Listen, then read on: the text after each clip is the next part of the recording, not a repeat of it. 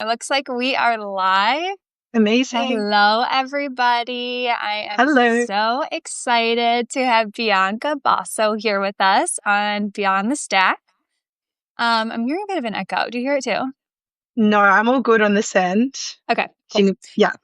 So I'm really excited to have Bianca here for Beyond the Stack. And today we're going to talk through her viral food diaries, recipes, food illustrations, and how she's built an incredible platform around fusing together art and food. For those of us who are new to Beyond the Stack, I just want to introduce myself really quickly before we get into everything with Bianca.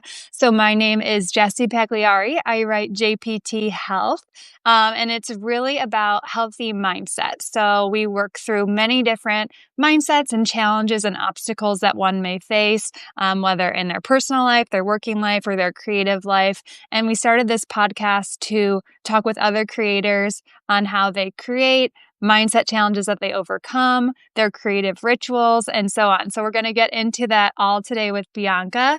First, Bianca, will you introduce yourself and tell us a little bit more about your publication, Midnight Spaghetti? Yeah, sure. Hi, Jessie. Thank you so much for having me on Of to chat course. today.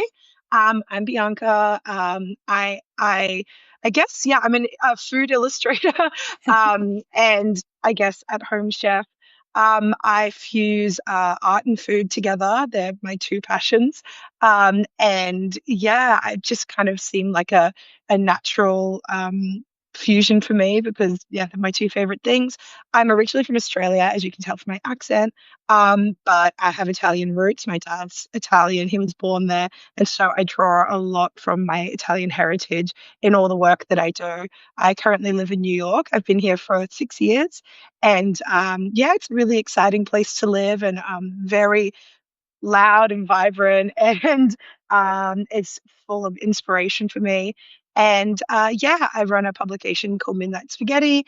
I started that a few months ago as kind of, well, first and foremost, a place to post my recipes. I've been sharing my illustrated recipes online for the past year, but I wanted a place to actually document them so people could cook them at home rather than just look at my drawings of them.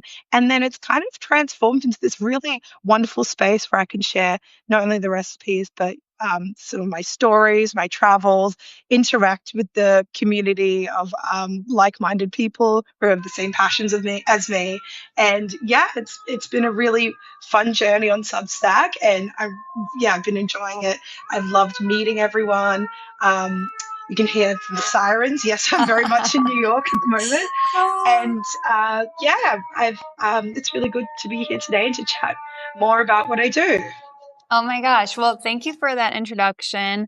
I'm new to you probably in the last few months because I don't have Instagram or TikTok. So I discovered you on Substack. So for those of us who are new to you, can you take us back to the beginning? So right now you have 120,000 more or less followers on Instagram and TikTok Yeah. combined. And this is all through this fusion of your two passions, art and food. But most chefs I know, and I don't know that many chefs, are not also artists. So can you talk us through like how you decided to fuse those two things together and then share them online? Like take us to the very beginning. Yeah, well, it was about a year ago, and I've been drawing my entire life, and I've been cooking as long as I could safely do it in the kitchen. Well, I've always stepped in, when my parents are cooking. As I said, my dad's Italian, so a lot of my life has been centered around food and times at the table and cooking in the kitchen. So yeah, it started last year, and I don't know, it just kind of came to me. Um, that I should join my like two passions. Yeah, as I said, I always draw, always cook. I've always been like, sometimes I like sketch my I like shopping lists, or like when I'm doodling, it's just like a tomato or something. And then like it came to me, I was like, oh, maybe I should like draw my family recipes. Like that'll be a really cute thing to do. I did one, gifted it to my sister for Christmas like years ago. She loved it. So I thought, okay, like this really resonates. So I got back to that idea. I'm like, okay, I should really do this. I've been meaning to do it for years. Finally did it. I think the first one I did was my dad's caprese salad, shared Oh, it sweet. online, and it just blew up. And I was like, oh my God, this is crazy. Like, this is really cool that something that I'm so passionate about and something that excites me, excites other people. It was really cool to see. And so that kind of fueled my drive to continue with illustrating my recipes. And it's been really cool to watch the community grow and see people's reaction to it. Yeah, as I said, it's really cool that to kind of feel so passionately about something and then to put it out in the world and then find people that feel the same way as you. It's kind of like a really nice, special moment. And yeah, so it's kind of grown from there. I've been illustrating more of my recipes. I've been documenting my travels to Italy through like all the food I've been eating and cooking. And I've been working with some really amazing brands on their like food brands like Molten Salt, for example, putting together like recipes for them or illustrating their brand. And it's really cool that I found this little niche that seems to be, yeah, resonating with people and brands. Oh my gosh. Well, it's not so little anymore. 120,000 across Instagram and TikTok is like nothing to, brush Yeah, off. That's incredible. I do forget sometimes. I'm like, oh God, this is a lot of people. It sure is. So, okay, you sort of tested out this passion on your family, it sounds like first, and you gave it to your sister and like Yeah, she loved it, and then you decided there's to share it peers. online. Yeah, So they were sort of the test audience for yeah, for yeah. your artwork, and then you started sharing it online. That's so cool. And I love that you said that you draw your grocery list. It's sort of like that, like romanticizing life and just sort of like take like grocery shopping can be very stressful. So it Oh makes yeah. it sort of like a more slowed down, like artistic approach. Yeah, I'm such a visual person. And I think that's also the reason why I started this because before I cook something, I have to lay out the ingredients. And if I don't know what I'm cooking, I'll look at them and I'll kind of like formulate in my head, like from seeing them like flat laid, and be like, okay, I can do this and this and this. So I think with my recipes, the way I draw the ingredients laid down is kind of like an insight to how my brain works. And so, yeah, writing these little shopping lists, like it was just a natural thing because I'm always sketching and doodling. So like it just made it easier for me to follow, or like easier for whoever was going shopping for me to follow, you know? I love that. I feel like that's such a good tip too for people who are creating is like if something is unique to you and it's something that you love to do, it gives you energy. Maybe a family member or a friend comments on it like, "Oh, that's so cute. I love how you did that." That could be an indication of like, "Hey, wait, there's something here." Like maybe create an article or a post or whatever and share it out and just see if it lands. Because I'm sure if someone told you a year ago 120,000 people are just like dying for your content, you probably would have been like, wait, what? Seriously? Yeah, yeah, it's pretty crazy, and it's pretty insane to think of how many niches there are out there. I think Yeah. even when you scroll TikTok and you see a viral video, and you're like, "How did this get viral?" Or like, "How did they how were they brave enough to share it online to think people would resonate with it?" But there are so many different interests and like collision of interests. So you never know until you put it out there. Totally. Okay, so that's not on the question list, but I'll ask you because something I see a lot is people will say, I'm too niche. Like, there's not enough people for what I want, or I can't get it in front of the right people. So, Mm. what advice do you have? Because you started off with something that probably felt pretty niche, and then you were able to create this very large audience. What advice do you have for people who feel like their creations or their writing, or whatever they are sort of working on their projects? Are like too niche or they can't find their audience. Mm. Well, like, you know, when you see a video and someone's like, does anyone else do this? And then it's got like 200,000 likes. You're like, there's there's always someone else that thinks Mm, like something similar to you or likes the same thing as you do. So just keep going with your niche. If it is too niche, maybe like expand a little bit or try different things or even just like combine two things together. Um, or maybe try a different medium for it. right. Maybe like, you know, maybe like photos on the way, maybe it's through video or something like that. Just keep testing it, trying it.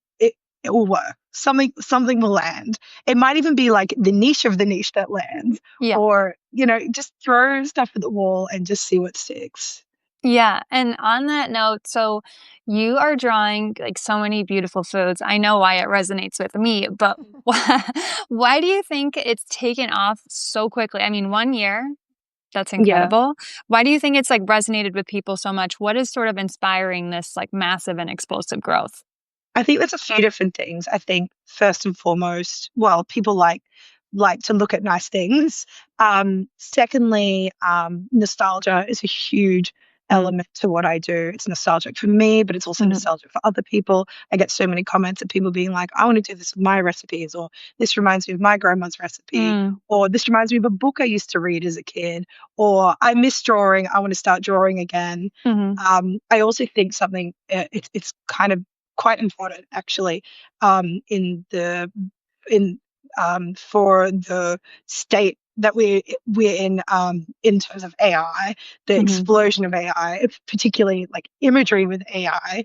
Um, it's really a dangerous time for artists, mm, scary time to see, like creative jobs, creative pursuits, creative outlets being stolen by AI. So I think it's kind of like a relief to see someone creating something from scratch. It's really nice and it's really human. And yeah, I think it's got that also that stems from nostalgia as well. Um, yeah, and I think also people just love food. yeah. It's kind of like one of the main things that connects us. If Mm, you can speak a different language to someone else, but you can communicate through the food. Sitting at a table is like one of my favorite things, talking over a meal and the moment after the meal's passed and you're just digesting. That's a wonderful time. So yeah, I think people have this really strong connection with food and with cooking, which I think they it kind of comes up for them when they're looking at my work. totally. Okay, so I'm hearing a few different things. The first is it's something that you are very passionate about. Like it really lights you up. I can see you like You lighting can up as you're tell. talking about it. Also, I'm really hungry. So, starting with like something that lights you up will keep you inspired to create and keep going during those like more tough times when especially when you're first getting started. Mhm. The second is connecting to nostalgia and human emotion. Like the stories that people share in your comments, I see all the time. Yeah, like you said, Mm. my grandma makes something like this, or this Yeah, reminds me of this recipe. I need to do this. So tapping into like emotions and the human experience. yeah, And then the third thing, which I think is so spot on, is AI is taking over. I see all the time like AI images as sort of like the cover image for articles on Substack. yeah. It And drives me when crazy. and when I see your pictures, it is so clear that those are hand-drawn images by you, and it's just so beautiful and lovely to see, and I think that really inspires people to even because I know you said, like, some people are like, "Oh, I need to get back into drawing." I'm not a drawer at all, and I'm like, "Oh, I wanna start drawing." Like, it's just it looks so beautiful and approachable, like, everyone cooks. Yeah, Everyone yeah, makes a meal at some point, and so to have that sort of fusion of the art alongside of yeah. it, it's just such a cool combination. Yeah, I've seen so many people tag me, like posting pictures of like cookbooks that they've drawn themselves now, saying they're inspired by me. I see like tomatoes that like look like similar to mine. It makes me so happy. It's really cute. And I got tagged in a really special video the other day that made me want to cry. It was a teacher, and she tasked her students to come to her school and to bring one family recipe of theirs, and then to draw it and paint it with watercolor, and then she got it all printed together in one cookbook for each of her students to keep. And it was so special. It was really cute. And just to see all the different cuisines, all the different like types of like meals that people were eating at home. And then like to think that all the students were taking home those recipes, to try. And they were also so talented. It was really Aw. impressive. But yeah, that made me so happy. I love seeing that. It's just like, yeah, it's a really special thing to see people connect. Oh my to gosh, that my side of eyes my are art. Yeah, watering. I know. It's so cool. That's so sweet. Yeah, I do think it does bring a lot of us back to childhood because I was going to bring up the tomatoes. I feel like recently, because you were in Italy, a lot of your Yeah. drawings were with tomatoes, Yeah. and it's so approachable. Like, I feel like not a very good artist, but I can draw a tomato. Yeah, And so it I think just brings me back everyone to can. childhood. Yeah. Yeah, yeah. I truly believe that everyone can be an artist. It doesn't matter what a drawing looks like. I think it's really cool to see people's expression on paper. I think it's really cool. But yeah, tomatoes. I think everyone just has a combined love for them. They just look so cool, and the colors that they come in, and the way they like pop, like the way they shine, and they're so vibrant, and the smell. Yeah, Yes. I love tomatoes. You can't tell. Yes, I feel like that's another thing behind your virality is like tapping into the senses. Like I see the tomato on paper and I'm getting like the experience as well. And you were just in Italy with like all these beautiful heirloom tomatoes and like all Yeah, this like fresh off the farm stuff. So speaking of your travels, and first maybe tell us about your trip to Italy, but yeah. um how does travel play into your inspiration for what you create? I think it's really inspiring. I think travel is a really important thing for everyone to do. Mhm. It's really cool to see, to experience other cultures and to try different flavors, and to just interact with people, like from a different country. But yeah, I get really inspired by going to a different country, going to the food markets, going to the restaurants, talking to the people at the restaurant, talking to like the butcher or Mhm. something. It's really fun. And it's as I said before, food is like a really good connector of people, like that Mhm. transcends like cultures. And yeah, I just get inspired. Obviously, I get inspired by the nice things like a spritz by the water, but like it's also nice to um like chat with like a waiter or like chat with the cook, um to like see how like their passion behind like what they're cooking, especially in Italy. There's just so much passion behind what, and like they put so much love into what they cook and what they give you, and they want to see like you experience it and enjoy it, and that makes me really excited. Oh, I Yeah, love that. And I feel like so something I always tell myself, I've never said it on a live or a written article, so you're hearing it here first, but creativity is a contact sport. Like we have to get out and do something to inspire that creativity within us. You can't just, 100%. sit at your desk with a notepad and Yeah, paper and expect to be inspired every day. The well will run dry. And I think Julia Cameron talks a lot about that in her yeah, book, The Artist's Way, like artist states, getting yeah, out into the world and doing things that are creative and that they inspire you, even if it's like going rollerblading or going to the market. It may not definitely. at first seem like something that's going to inspire your writing or your craft, but you may be surprised along the way what you learn or who you connect with or what you see or a memory that it Definitely. calls forward. So I love that you take that into your work as like traveling, talking with a butcher, going to a nice meal, like Yeah. bringing all of these sort of human experiences Yeah. together to then create something beautiful online or in person. Yeah, I think it's really important. And even like trying to learn another language or speak someone else's language, it's just like your brain's like elastic, and you're trying new things, and then that sets off different neural pathways. I don't know the science of it, but it definitely makes your brain work a different way and opens you up to more creativity, much more than, scrolling or like looking at other people's work. Because I feel like you can take inspiration from other people's work, but if you do that too much, then it becomes this echo chamber of the same thing, just recycled Mm. over and over again. So yeah, it's really important to go out and experience the world, or even just like, yeah, cook something, or like just draw anything that comes to your head, or write something. Like you never know what will come from it. Yeah, I love that you say that too, because when I So I write about mindset, and whenever I read someone else's work in the space, like a Tony Robbins or someone, on Substack who writes about mindset, I feel so frozen. I'm like, oh, they do it so Mm. good. Like I can't do it that way. And so then I get like frozen and I'm like, oh, this article sucks or this isn't going to land well or whatever. And I love what you're saying because you sort of created your own niche. And I feel like because of that, your work looks so fresh. Like I just haven't seen it anywhere else done by Oh, that's anyone really else. cool. Thank you. Yeah, of course. So, and on that note, kind of talking through like, okay, so you're going out, you're traveling, you're talking with different people, you're trying different cuisines, you're learning different languages. Those are all the things that go into um, creating what you create with your food diaries and your travel diaries and so on. Do you ever get like creative block? And if so, what do you do to sort of All work the through it? time. You do?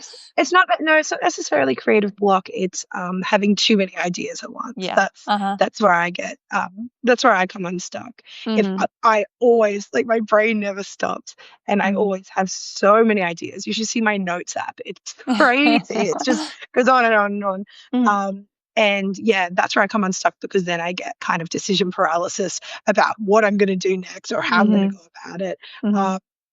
And yeah, that's my problem. I don't really get creative block too much though. It's more that Mm-hmm. blocks me. But yeah, if I'm ever feeling like I can't do something or like I'm feeling overwhelmed or just like a bit scattered with like my thoughts like and creative ideas, for me, I lean onto the things I love, which is cooking and drawing. It like I find that if I'm really like feeling really stressed and then I cook dinner, Mm-hmm. I like this. I know this is different for other people, but when I'm cooking dinner, it makes me really happy. It kind of like I get to kind of like I don't know, express myself creatively. I think Mm-hmm. that's where I kind of get really stressed is when I can't kind of express myself. And so if I'm like coming up with what's for dinner that night, I feel so much better afterwards. I was like, that's what I needed to do. Oh, I love that. I Yeah. think, So, oh, go yeah. ahead. Sorry, just quickly, like now I remember like that kind of is also why I started my illustrated cookbook and why I Mm-hmm. started drawing these recipes is because I used to be like a graphic designer and I Mm-hmm. would do a lot of my work through my iPad and Mm-hmm. it kind of didn't really fulfill me. And I just dreamt of like going back to traditional art because that's what I did all my life. And I kind of didn't really know how to go about that. And I think when I figured out that I wanted to create these illustrator recipes, it was just like the spark went off, and I was like, "Yeah, I can finally like express myself through traditional art and kind of like de-stress through that." And I found it's been a really good path for that for me. So yeah, traditional art was a really good like game changer for me. Okay. I have a couple of things. Wait, Yeah, when you say traditional art, do you mean like drawing pen and paper versus using my drawing on iPad? hands. Using your Yeah, using hands. my hands and seeing it, like having it there. Okay. Yeah, just really tactile. That's kind of what I mean. Yeah, I love that because I am the same. Like, if I am working on my laptop writing something, it is a completely different experience than when I'm journaling with my pen and paper 100%. by hand. And so I feel Definitely. like that's such a great tip if anyone is blocked or getting stuck is like, okay, step away from the devices for just a moment and like do something with your hands, whether it's gardening or cooking or writing in your journal, molding something out of clay. Hmm. Whenever I'm using my body, I feel like I can get out of my head and get into my 100%. body, and then that can like help me move forward. Yeah, that's definitely like I think that for me that's the secret. Yeah. Okay. And so let's say you said cooking dinner for you is like what Yeah, gets you out of that, like which sort is of. crazy to some people because I know some people find it. I know my husband finds it so stressful and he hates being on cooking duty. So I'm like, I'll do it. I enjoy it. I'll do it. Um, yeah, I find it's kind of just it's another way to use my creative brain. Mm. It's just another outlet for me. Yes. So you do cooking, which I imagine if you're going through a really stressful time, you're cooking all these fantastic meals for your husband, and it's like a great experience for him. But Yeah. anyways, so you go to cooking. And then what happens next? So you're stuck, you turn to cooking to sort of like walk away and turn that like stress response off. Mhm. And then after you're done cooking, do you just know what to do, or do you like revisit your list of ideas and you just pick the one that is lighting you up, or like what's your next step? A bit of both, but I find that that's when my ideas come to me, is Mm, when I'm kind of like using my brain for something else, like when yeah. I'm going for a walk or like yeah, exercising or drawing or something. That's when I'm like, oh, that's what I can do, or that's a good idea, and I'll like quickly scribble it down.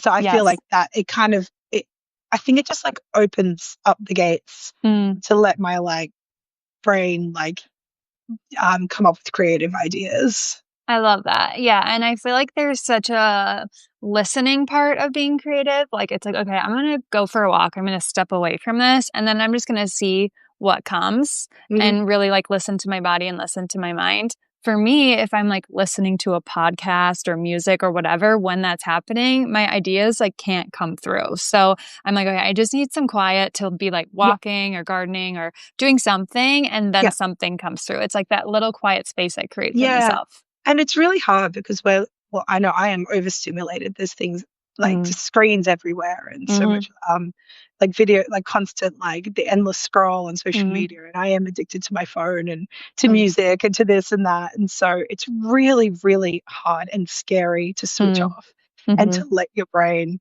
kind of think. Because like it is like, yeah, it's hard to be in your own thoughts sometimes. Right. And it's so easy and feels good to be distracted all the time. Mhm. But I think at the end of the day, it's not overly good for us. Right. Yeah, and I think as a creator on the internet, your work really inspires people to put the phone down, which I think is sort of a it's an interesting connection because you share something online. Hmm. But then I think it leaves such a great outcome, which is I see your work and then I'm like, oh, I want to go cook or I want Yeah, to go try it's drawing really something. cool. Yeah, Yeah. but it's also a vicious cycle because I'm I'm doing the thing I love, but I hate filming it. I hate Mm. editing it. I hate putting it online, but I know that's like kind of what I need to do. So then it kind of takes a little bit of the joy away from it, I have to admit. But like Mhm. I don't know what else I can do. I think that's maybe why I like cooking dinner because I'm not filming it for socials. Like Mhm. I can kind of just like riff or like if I burn something, it's fine and I don't have to worry about the camera angle. Mhm. Um, but yeah, so people are finding me through digital forms, but hopefully, yeah, that inspires them to be, yeah, more tactile. But yeah, it's a vicious cycle, isn't it?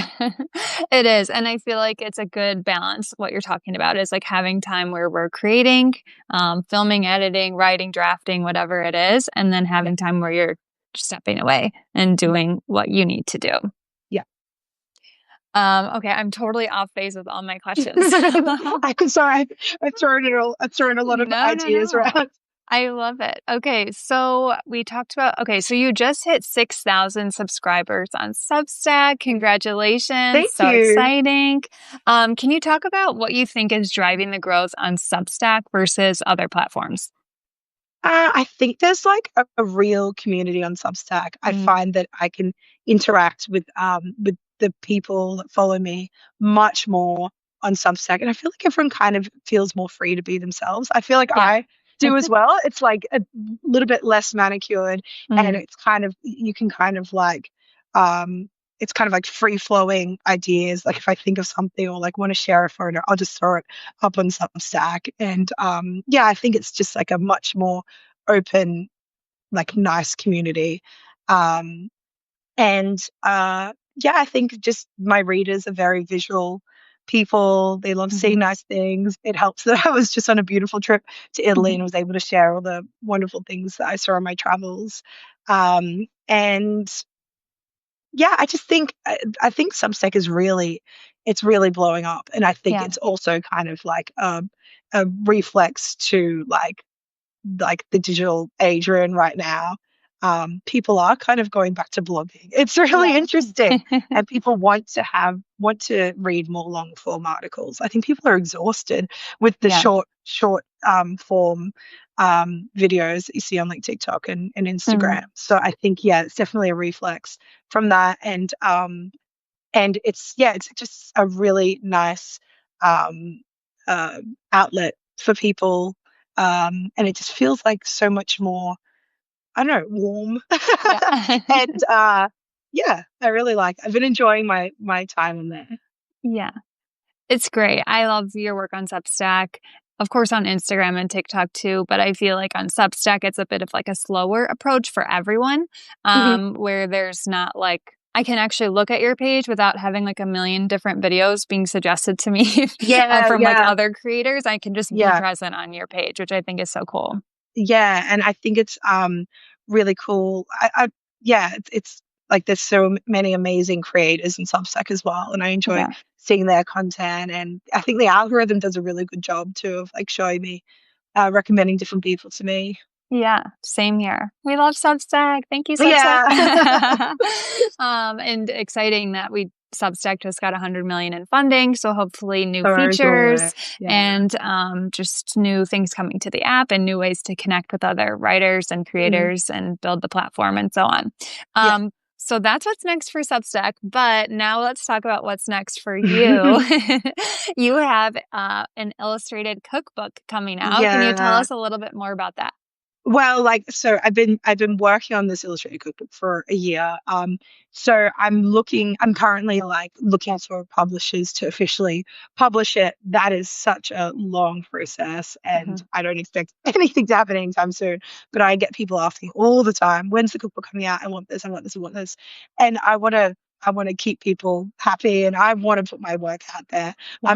I'm going to release a limited edition zine that's going to Oh, have just like a collection of my recipes.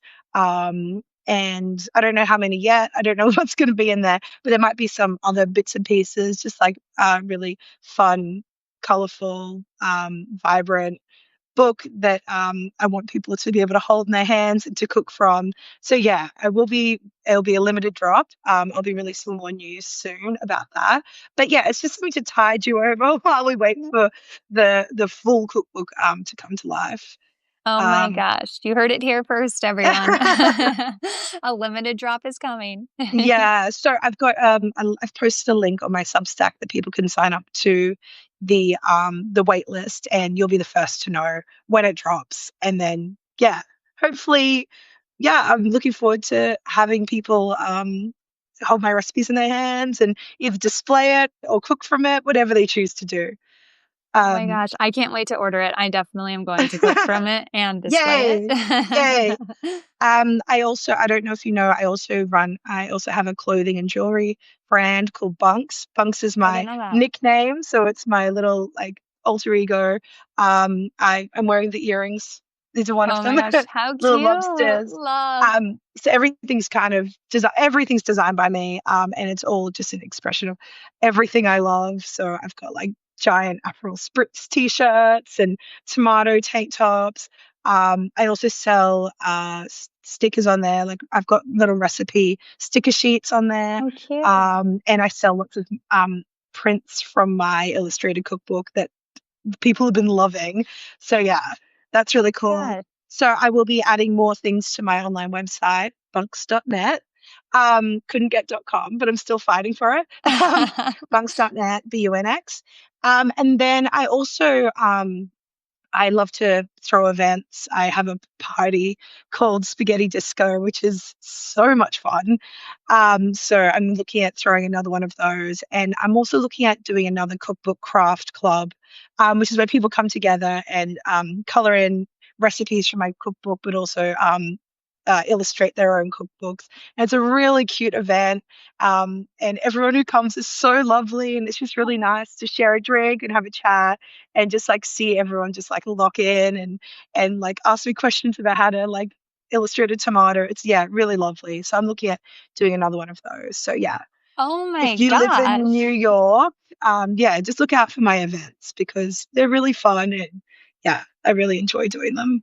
Okay, well, I'm in Chicago. It's not that far, so Okay, maybe all I'll come right. through for spaghetti disco. Okay, Yeah. last question because I just have to ask, how do you do it all? Like jewelry company, viral TikTok and Instagram, cookbooks, clubs, Yeah. meetups. How do you do it all? As I said, my brain never never stops. I don't know. Sometimes it like, yeah, it does get overwhelming. And then like I also jump from like one thing to the other. It's like Mm, hard to stick to something. But one thing that I know that I truly love what I'm doing right now because I haven't strayed from it and I won't because I really enjoy it. But yeah, I don't know. I like to stay busy and yes. I like to kind of do the most I can. I want to like I love to live my life and like just express myself in different ways creatively. And yeah, I don't know how I do it, but sometimes sometimes I don't. Yes, and this is your full-time job, correct? Okay, any advice, last little question, any advice for people who are looking to make their creative projects their full-time job? Um oh, I don't know. I any advice? I think have a really good invoicing system because the number of unpaid invoices I'm chasing is a nightmare. Oh my God. Yeah, that's a side of the business that I don't Mm, enjoy and that I'm not mhm, good at. I'd rather just do all the creative stuff. So yeah. if you can go into a partnership, that would be ideal because I would love someone with a left side brain to do all Mm, the boring stuff while I do the fun stuff. yeah, having all Any the systems in place for sure. yeah, Mhm, yeah. But yeah, I guess like have a routine. I don't mhm. have a routine, but I would like to have a routine. Um, and yeah, keep a diary. I think that's really important. I write a to-do list every day. Mhm, And it's very satisfying to tick off things on the to-do list. love And it. yeah, just believe that you can do it. Yeah. You can definitely do it. Anyone can do it. If um, if the niche is there and if you're motivated enough and yeah if you have the drive and the passion then you can definitely do it, just go for it. Oh my gosh, I Fun. love it. Well, thank you so much for joining, Bianca. I feel like my biggest takeaway from today is what we were talking about on how you engage an audience, which is tap into people's emotions, tap into their nostalgia, tap into their own memories, like help call them forward to you Mm, by just being a human.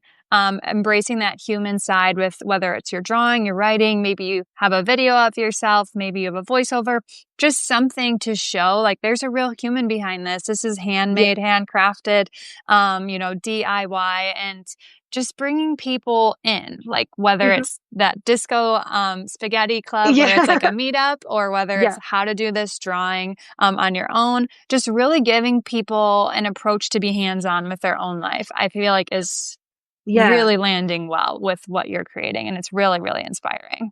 Oh, thank you so much. I appreciate it. Yeah. Yeah, I think if you can, if your work can inspire people to do something in their life that really brings them joy, then that's what it's all about.